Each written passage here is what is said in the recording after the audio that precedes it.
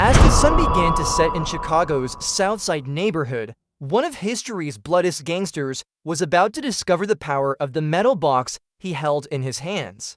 Frank McErlane, described by the Illinois Crime Survey as the most brutal gunman who ever pulled a trigger in Chicago, this Irish gangster would use a weapon for the first time that evening that would forever change America's crime history. This event that occurred on September 25, 1925, brought a new dimension of fear and violence not only to Chicago, but to the entire American underworld. So what really happened that evening on Racine Avenue? And how did this mysterious metal box become a death-dealing monster? This story contains unforgettable memories from the perspective of an ordinary citizen who witnessed that night.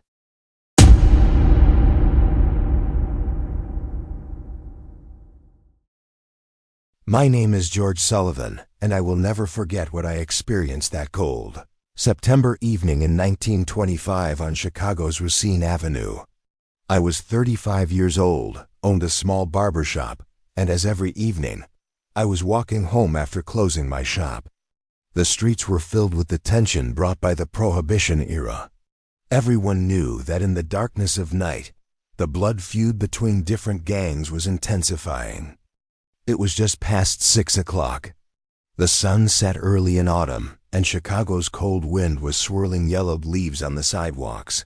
While walking on Racine Avenue, I heard engine sounds coming from the distance. In those days, engine sounds were usually harbingers of bad news, because gangs would raid their rivals' territories with fast cars and escape even faster.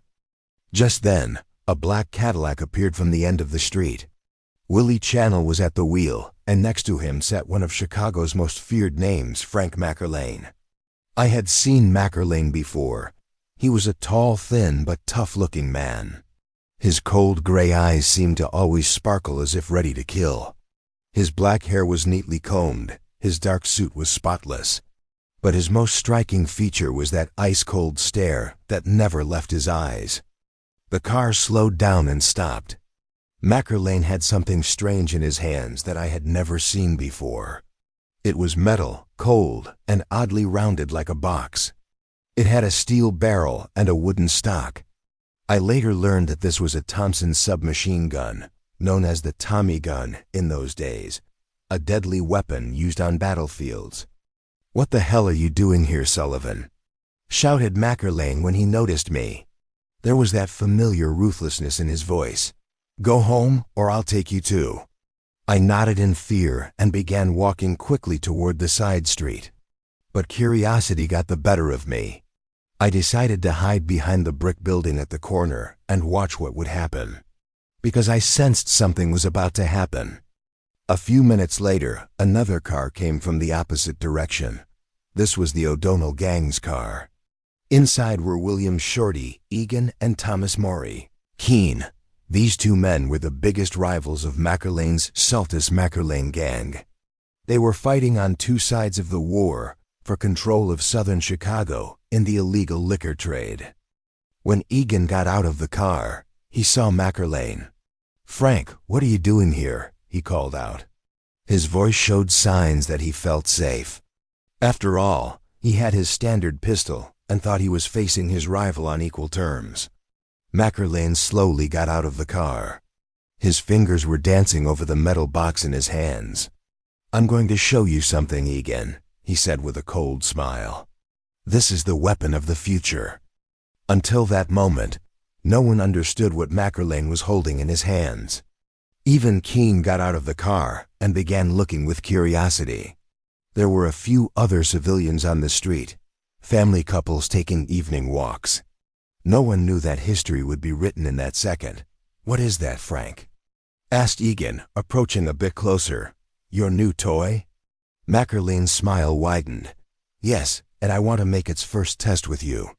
The next second, the world changed. McErlane pulled the trigger of the Thompson Submachine gun. But this didn't sound like any pistol shot. It was as if the sky was cracking.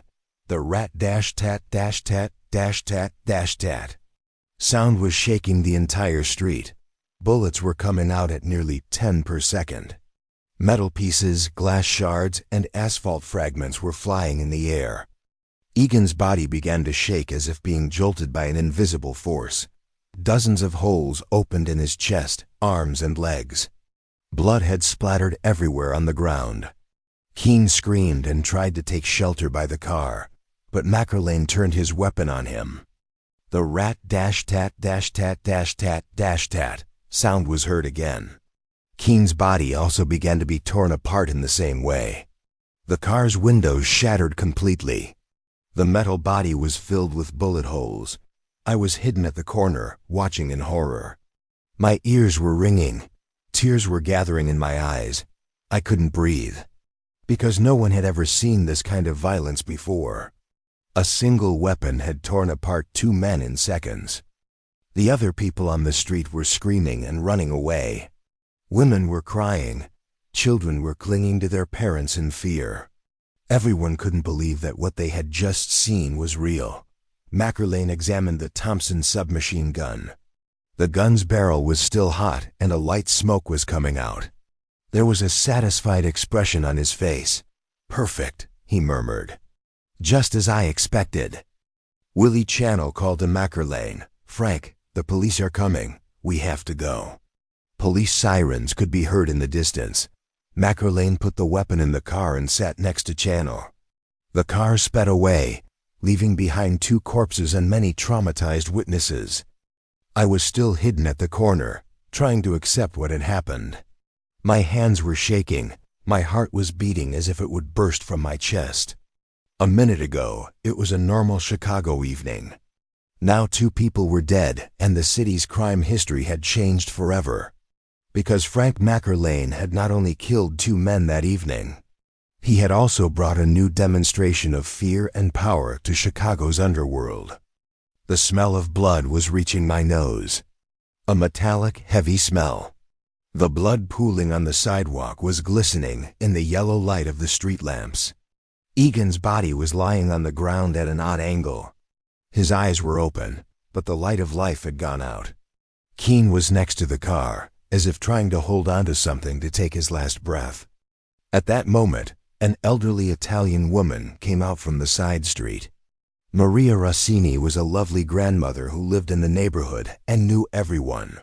When I heard her voice, my heart beat even faster. "Madonna mia, what happened here?" she shouted. She looked like she was about to faint at the sight she saw. "Signora Racine," I whispered. "Stay away. Please go back to your home." But the old woman was looking at the corpses on the ground in horror. "Questi poveri ragazzi," she murmured. These poor boys... Tears were gathering in her eyes. This woman, who was born and raised in the Italian neighborhood, had seen all kinds of violence. But this was different. This was like a scene from a battlefield. A few minutes later, other neighborhood residents began to courageously come out onto the street. Heinrich Müller, a German barber, approached with a lantern in his hand. Patrick O'Connor, an Irish worker, removed his hat and showed respect. Chicago's multicultural structure was showing itself even in this tragic moment. "I've never seen anything like this," said Müller, shaking his head. "I hadn't seen this many bullet holes even in the war." O'Connor, looking at Egan's corpse, whispered, "My God, I knew this boy. He had bought cigarettes from my shop last week."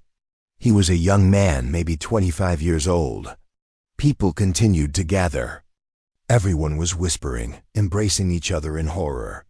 Because this event was not just the death of 2 gangsters. This was a moment that forever shattered the neighborhood's sense of security. No one would ever feel safe on evening walks again. When the police arrived, they began examining the crime scene. Detective O'Malley was surprised when he saw the abundance of bullet holes. "How is this possible?" he asked the other policeman. "How can one weapon fire so many bullets?" The young police officer Jimmy Sullivan, standing next to him, took out his notebook. "Detective, I think this is a new type of weapon. It could be one of the automatic weapons used in the war." O'Malley nodded. "Jimmy, there was a war on this street." "But not war, this was an execution. Look at those bullet holes. Regular, systematic. This man is trained in hitting his target. Among the crowd was Walter Thompson, an old war veteran. He had fought in French trenches and knew automatic weapons. "Gentlemen," he said, approaching the police, "the weapon I recognize by this sound is the Thompson Submachine gun. We used to call it the trench sweeper in the Army." O'Malley turned to Walter. "Are these weapons available on the civilian market?" "Legally, no," said Walter. "But everything is possible through illegal means, especially for these gangs." When the ambulance arrived, even the medical staff was horrified. Dr. Henderson was an elderly doctor with 30 years of experience. "I've never seen such damage," he said to his assistant. "It's as if these men were hit by cannon shells." Journalists also quickly reached the scene. Robert Sterling from the Chicago Tribune came with his camera. "This story will be on the front page," he said to the other journalist. "A new era of violence has begun in Chicago." In a corner, a young journalist named Sarah Mackenzie was taking notes.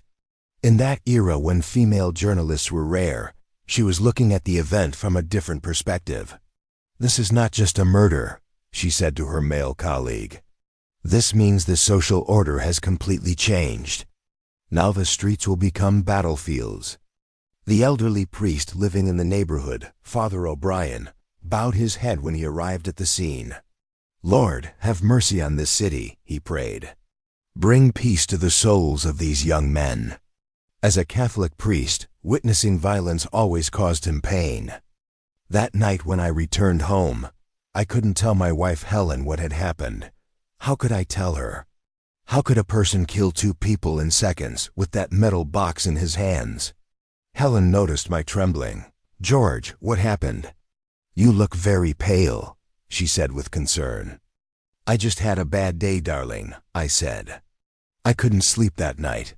When I closed my eyes, I heard that rat-tat-tat-tat sound. I saw Egan's last look. These images would follow me for the rest of my life." Soon, all of Chicago began talking about this incident. Newspapers published news with headlines like "New Death Machine." It was said that even Al Capone, when he heard about this incident, ordered Thompson submachine guns for his own gang. As weeks passed, the impact of the Thompson submachine gun became even more apparent. Other gangs also began acquiring similar weapons. Street wars now ended in seconds, not minutes. Gang members began to fear the power of this new weapon. After that night, Chicago's underworld was never the same again.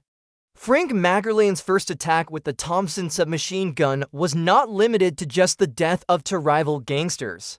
At the same time, it changed the nature of all gang wars and raised the level of violence to unprecedented heights. This event marked the beginning of a new era in America's crime history and, unfortunately, was the harbinger of bloody years in which many more would occur. Now, every person walking on Chicago's streets knew they could hear the sound of this metal monster.